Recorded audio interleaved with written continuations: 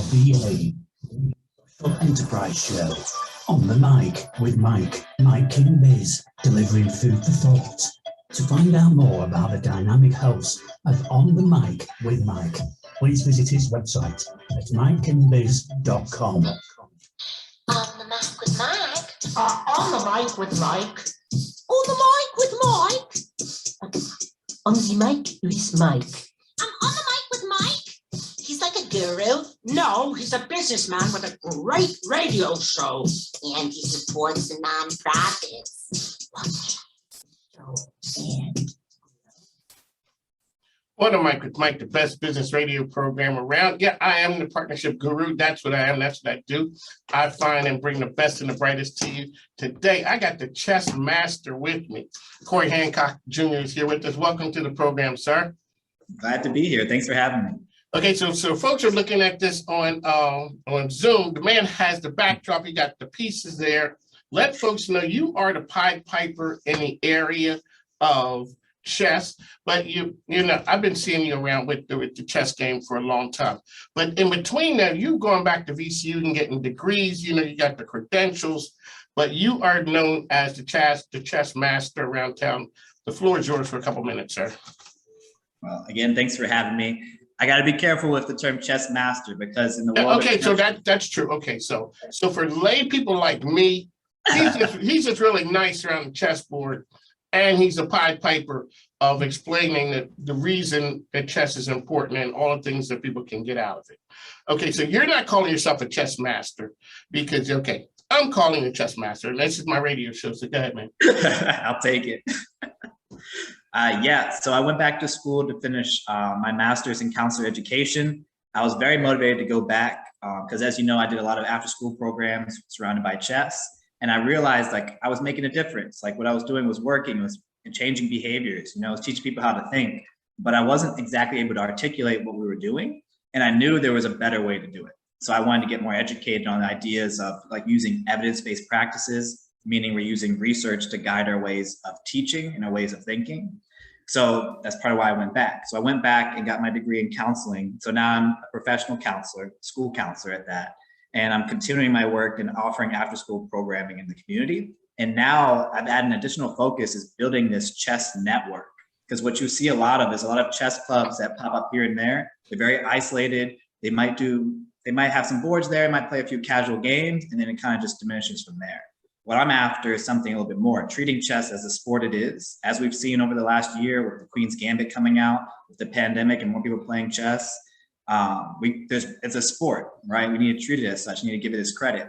So I want to see tournaments. I want to see simul exhibitions where a master plays a lot of people at the same time. I want to see people getting coached. I want to see real after school programming that's designed to help people do better as individuals, but also work as a collective team and get a chance to compete, try to win some scholarships, everything. All righty. So your love of chess, give our listeners an idea where that came from. I'm sorry, say again, I missed it. Your love of chess. Oh, yeah. So that actually came about when I was in middle school, when I started taking chess a little bit more seriously. And it wasn't really so much the game itself at first. It was just, I was looking for a sense of community, right? And I didn't know I was looking for a sense of community until I found a community. And when I entered a chess program in middle school, actually Coxville Middle School in Baltimore, Maryland, it was a crowd of people in there. We're talking like 40, 50 students in there, all playing chess, all with the mentor chess coach there. And everybody was very free to share ideas. So we were working collectively together and also working against each other in competitions as well. It was very interesting because I always was used to people trying to hide information, right? They're kind of afraid or insecure about sharing ideas because they don't want you to use it against them. But in the world of chess, it's a little bit different than that. There may be some cases like that, but in a strong chess community, people are actively seeking ways to share their knowledge and demonstrate what they know to the people around them so they can grow collectively together and then go out and compete in the world. And that was where my real appreciation for chess began. Because the more time I spent in this chess community, I grew an appreciation for learning, which transitioned to my academic growth as well. This unbeknownst to me, right? I had no idea what this was doing for me. All I knew is that my life was getting better. And the more I learned in chess, it kind of transitioned into me actually wanting to teach other people how to do different things. Like I was actively learning and trying to grab all sorts of knowledge from reading, from other mentors, from other students, and I would actively seek ways to kind of give back, right? And that just refined the way I learned. It refined the way I studied, which again, I didn't know what studying was until I went to a chess community. So I started doing better in school. I was more motivated to participate in activities in school. My attendance went up. I was more highly motivated, all those great things. And I just kind of ran with it, right? And now, as you know, like pretty much every aspect of my life, chess is involved in some kind of way because of that community sense and that ability to use what you're learning and learning how to think to make your life better, make it less anxiety driven, or help you have better outcomes overall. When did you realize I'm pretty good at this thing right here? It was definitely in my middle school years because we had lots of tournaments. My mentor, Glenn Siegel, he was actually a math and science teacher at Coxwood Middle School. He created this program, which was just phenomenal. He made it interesting and fun for us to come around. And he also had all these activities and tournaments we could participate in every year. So just to kind of give a brief idea, we had speed chess tournaments. We had variant chess tournaments, like different kinds of ways to play chess.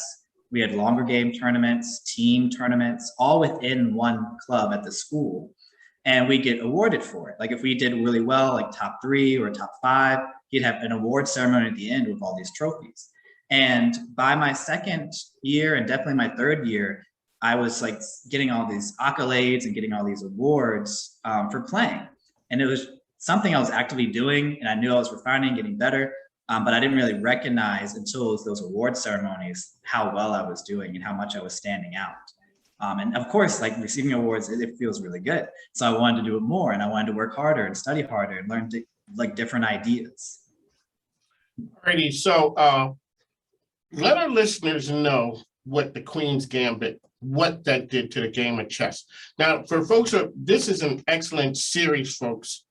And when I saw it, it changed the way, it kind of brought chess to life. Because sometimes people think, in the whole world of chess, it just showed that there's some flair there, and that was a great show. So explain to listeners what that meant. So the Queen's Gambit did an exorbitant amount for the chess world. It's kind of like reigniting it in a sense. There's just so much happening because it's interesting because it's one of my favorite chess shows, chess movies. I'm sure it is. Yeah, because it made chess, it showed how interesting chess can be. Like if you don't know chess, right? If you're not from that world and you see a couple people playing in front of each other and you don't know what's happening, it doesn't seem that interesting.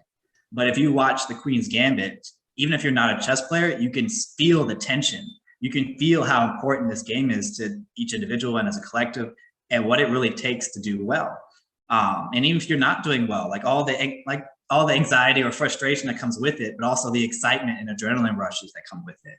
And the Queen's Gambit really highlighted that. It also showed a lot of the challenges that women face in the chess world or in sports in general.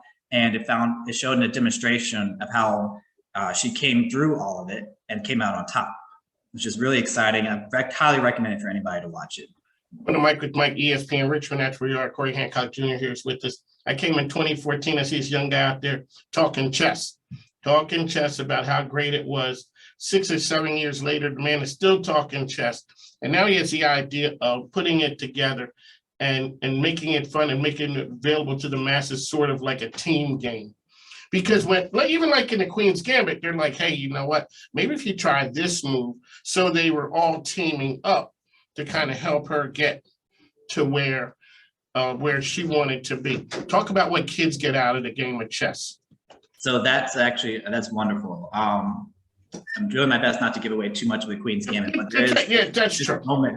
There's definitely moments where like you're in this, it's like you're a boxer, you're in the ring by yourself, right? But you have a team behind you to support you. So no matter how great you are, you still need people behind you. You need community to support you emotionally and over the ideas over the board. And there was opportunities for that for people that she competed against.